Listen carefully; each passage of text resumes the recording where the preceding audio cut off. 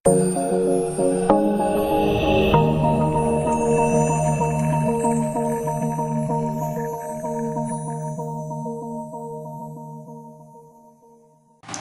siang, kita bertemu lagi di pertemuan 14 Desain dan Analisa Algoritma. Pada pertemuan ini, kita akan membahas tentang algoritma Minimax dalam teori game atau permainan papan, dan juga algoritma Alpha Beta Bruning yang adalah pengembangan dari Minimax. Kita langsung mulai aja. Minimax itu apa? Dia itu adalah sejenis algoritma backtracking yang untuk pengambilan keputusan, dia menemukan langkah optimal bagi pemain dengan asumsi lawannya juga mainnya optimal. Minimax itu banyak diterapkan dalam permainan yang dua pemain dan papan. Misalkan tic-tac-toe, backgammon, congklak, connect four, catur, dan permainan papan lainnya. Di Minimax itu ada namanya pemain max, pemain min, maximizer, dan minimizer. Maximizer itu adalah komputer itu sendiri atau komputernya yang menggunakan Minimax, dia berusaha mendapatkan skor yang paling tinggi atau terbesar. Minimizer itu sebaliknya, dia mendapatkan skor serendah mungkin. Kebalikannya, misalkan yang ini 1000, yang ininya minus 1000. Ini min ini adalah lawan dari max atau lawan dari komputer yang menerapkan Minimax. Kemudian pada Minimax, keadaan papan itu memiliki nilai yang terkait dengannya. Misalkan papan 1 nilainya 100, papan 2 nilainya 0, papan 3 nilainya 1, dan seterusnya. Jika max-nya unggul atau hampir menang, maka skornya cenderung positif. Misalkan 90. Jika yang unggul adalah minimizer, maka nilainya kecil, di atau di bawah 0, misalkan minus. Kemudian, nilai papannya dihitung menggunakan heuristik yang unik untuk setiap jenis permainan. Ini maksudnya untuk catur, connect four, tic-tac-toe itu beda-beda. Misalkan kalau catur, jumlah bidak yang ada, misalkan ratunya berapa nilainya. Kalau di Otelo, misalkan itu seberapa banyak buah-buah yang ada, buah warna dia yang ada. Oke, misalkan ini ilustrasinya. Permainan ada 4 keadaan akhir daunnya. Dia punya keadaan dari akar menuju 4 daun dari pohon Linnaeus sempurna yang ditunjukkan slide sebelumnya. Pemain A atau max itu giliran pertama, artinya dia berada di akar atau root, dan lawan pemainnya ada di level di bawahnya, satu level di bawahnya. Langkah mana sih yang akan dilakukan pemain max dengan anggapan lawannya juga mainnya dengan benar atau optimal? Yang mana diambil? Kayak gini. Karena dia backtracking, maka dia nyoba satu-satu dulu langkah yang mungkin, kemudian mundur. Misalkan max-nya ke kiri, sekarang giliran minimizer dan memilih antara 3 dan 5. 3 dan 5 ini dipilih. Konsep minimizer itu adalah memilih yang paling kecil, berarti dia memilih yang 3. Kemudian max ke kanan atau ke kanan atau right. Sekarang minimizer milih 2 atau 9. Artinya dia apa? Milih yang paling kecil, milih 2. Kemudian max-nya milih nilai yang lebih besar antara yang dipilih tadi 3. Ya ininya 2. 3 sama 2. Dia milih yang paling besar, yaitu dia milih yang 3. Kemudian langkah optimal adalah yang 3, yaitu pemain max memilih langkah kiri, dan kemudian si pemain min menjalankan langkah yang mengarah ke yang 3. Itu yang paling optimal. Ke paling 3 bisa saja dia milihnya 5, kalau seandainya pemain itu mainnya ngasal. Ini. Meskipun ada nilai 9, minimizer tidak akan pernah memilihnya. Asumsinya apa? Karena bisa saja lawannya main optimal dan tidak terlalu bergantung dengan blunder atau kesalahan dari lawan. Itulah makanya dia ambil main amannya aja, dia ambil yang kiri, karena 3 lebih besar daripada 2. Itu dia main aman. Oke, sebelumnya, fungsi slide sebelumnya itu hanya contoh sederhananya aja ya. Karena di permainan sesungguhnya, kayak tic-tac-toe lah, itu ada 9 kemungkinan langkah. Dia milih kotak 1 sampai dengan 9. Dan catur ada berapa langkah? Ada banyak banget, mulai dari 1, bindak, ratu, dan sebagainya. Daunnya, skornya ditentukan oleh kita yang ini. Yang benar itu ada fungsi evaluasi.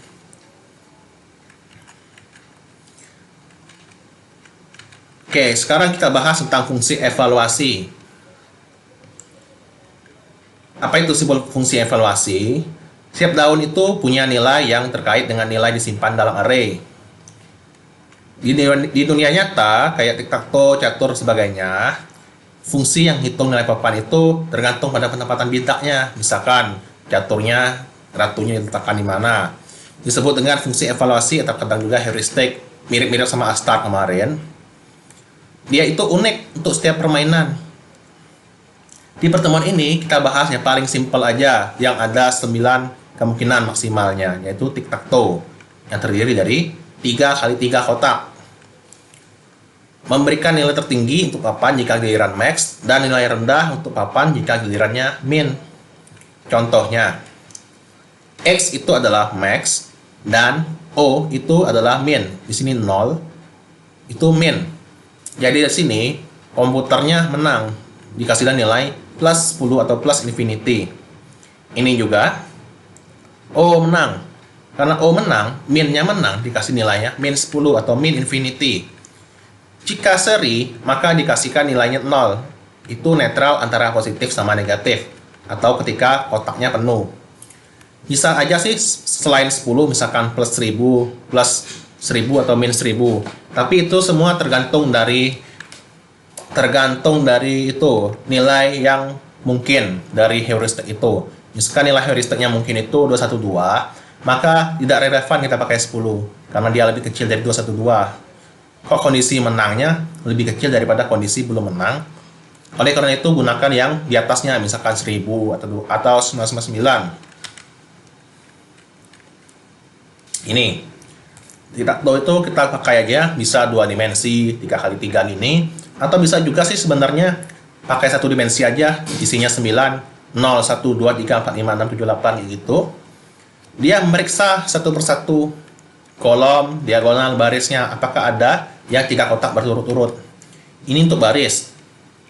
Row, row, row. Row-nya bergeser, yang ininya sama, 0, 1, 2. Row 0, row 1, row 2. Kolom juga, kolom 0, kolom 1, kolom 2. Yang ininya tetap, yang ininya bergeser nanti 0, 1, 2. Ini kalau diagonal.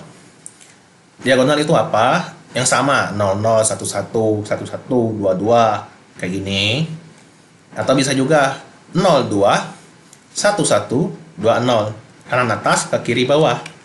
Atau 0 kalau dia nggak ada memenuhinya, atau kalau dia masih belum menang, dikatakan 0 kayak ini.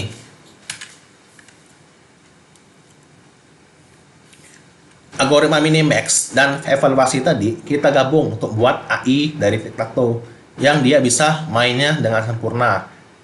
Seperti yang di game-game yang umum-umum ada itu, yaitu menerapkan AI untuk tic-tac-toe.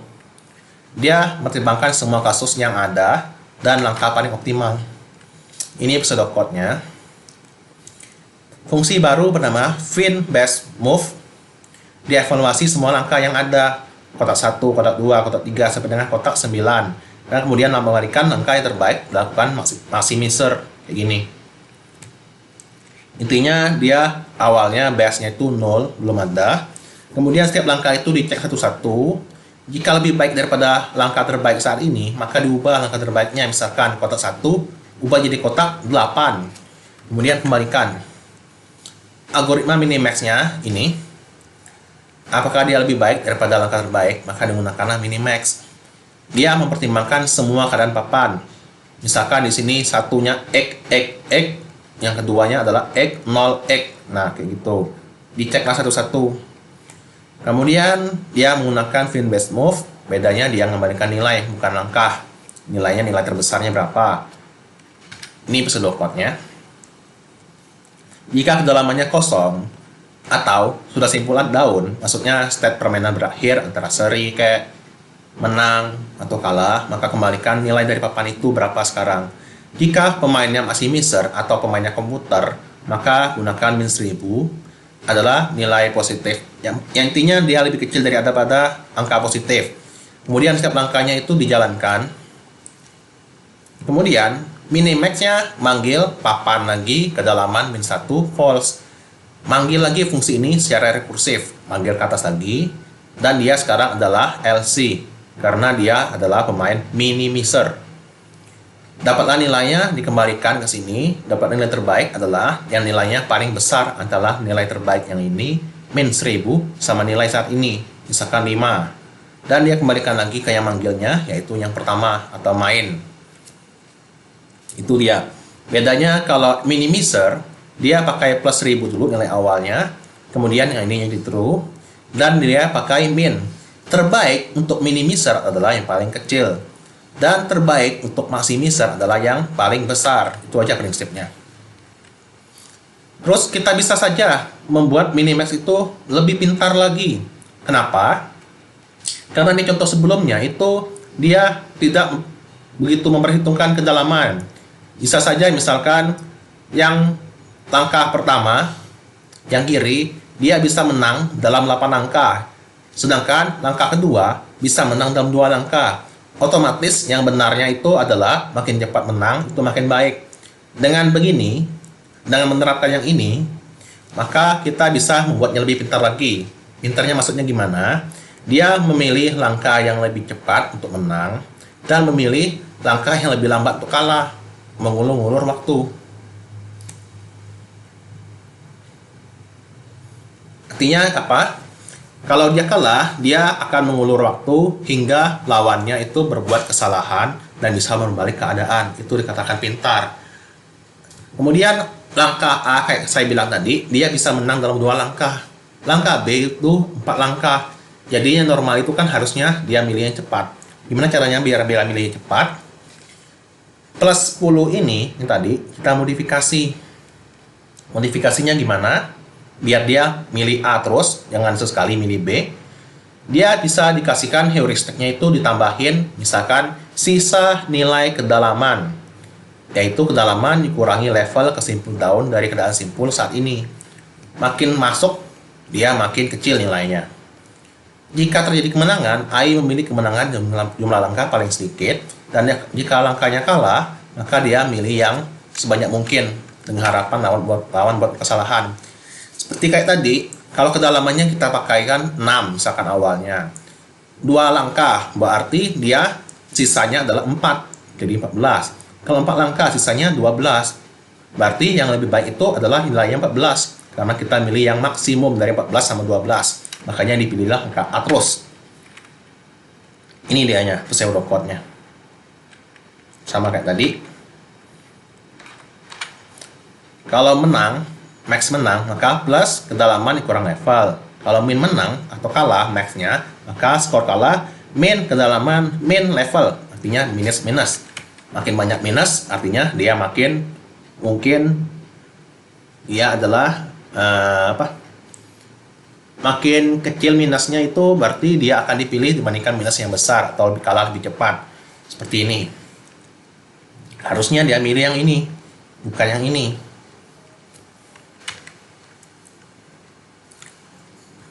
Oke, dari contoh sebelumnya, jika dia milih 20, kemudian O-nya memilih 21, 20 yang ini, baris 2, kolom 0, dia milih 21, maka O-nya menang. Kan nilainya min 10. Kemudian dia milihnya 21 di sini, maka dia komputernya akan memilih yang seri. Serinya gimana?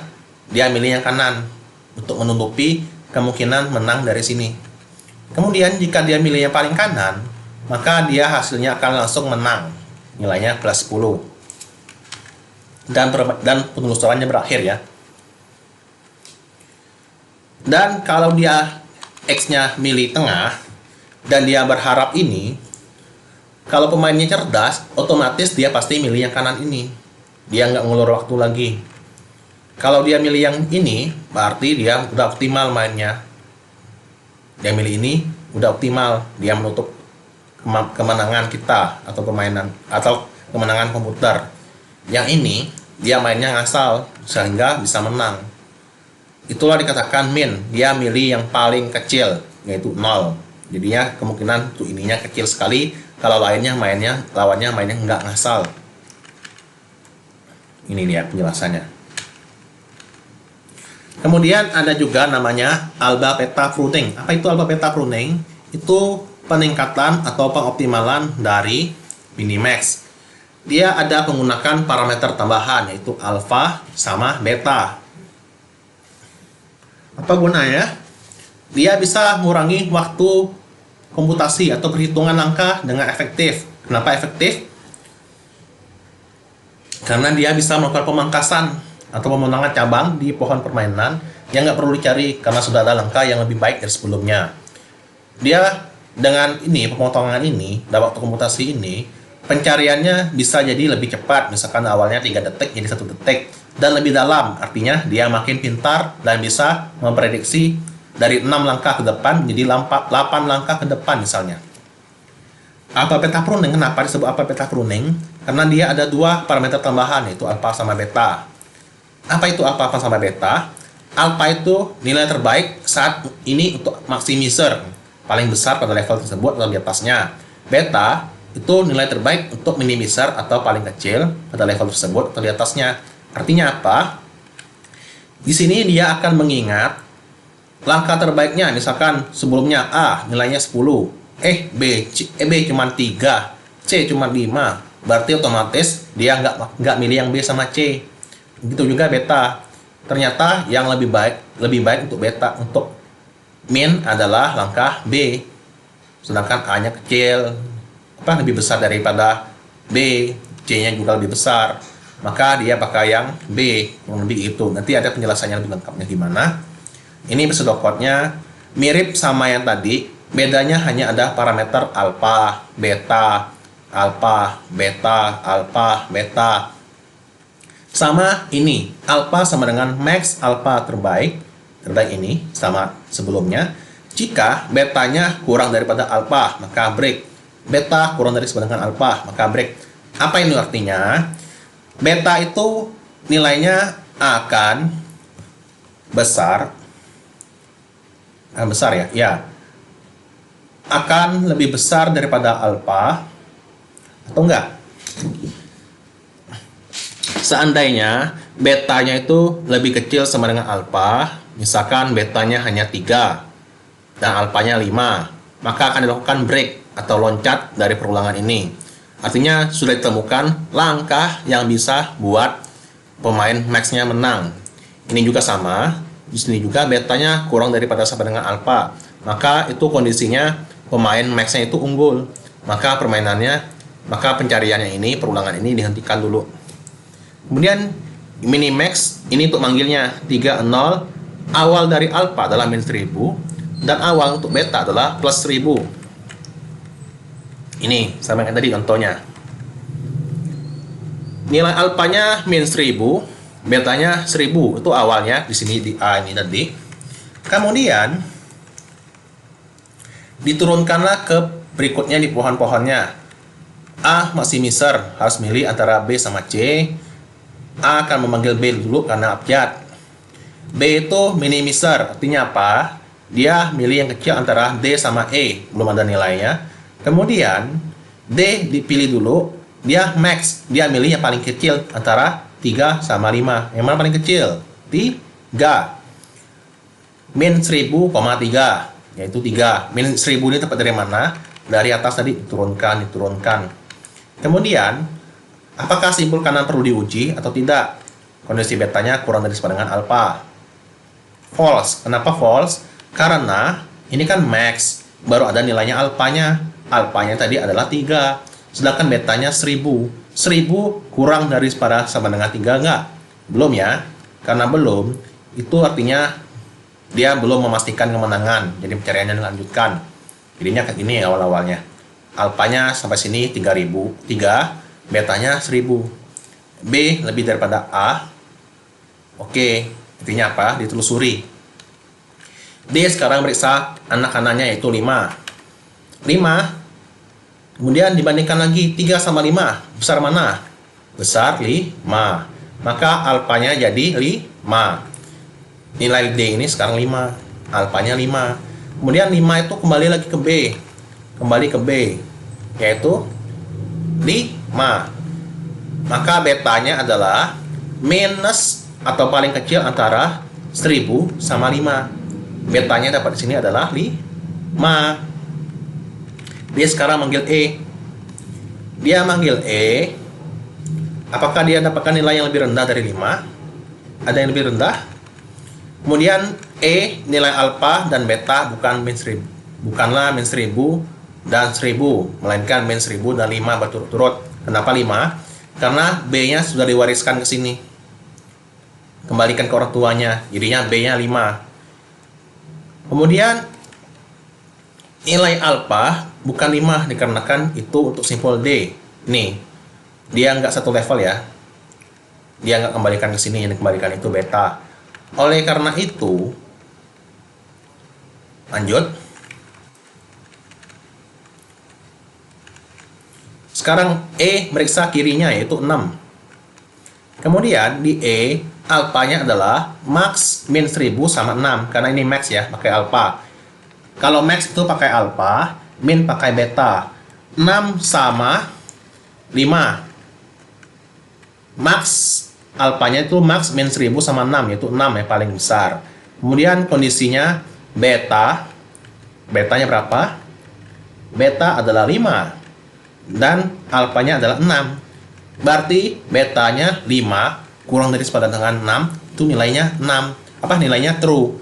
Artinya meskipun kita dapat 9 di sini, 9, namun karena ini min, dia pasti milih yang 5. Makanya ini nggak usah cari mau nilainya 100 kek, 1000 kek, 3 kek, pastinya dia lebih kecil.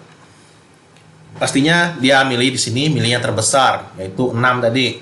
Kemudian 6 di sini dia pasti pilih yang kecil yaitu 5. Makanya dia dicoret, di break. Dan E mengembalikan 6 langsung ke B. Balik ke sini B, 6. Kemudian min dari 5 sama B. 5 sama 6. 5 sama 6. Berapa paling kecilnya? 5. Karena dia min. Jadinya betanya sekarang adalah 5. Nih, alfanya 6, betanya apa? Kemudian dikembalikanlah ke A. B mengembalikan 5 ke A. Dia mengembalikan 5 ke A. Karena sebelumnya A-nya itu alfanya belum ada ya. Jadinya min 1000 sama 5.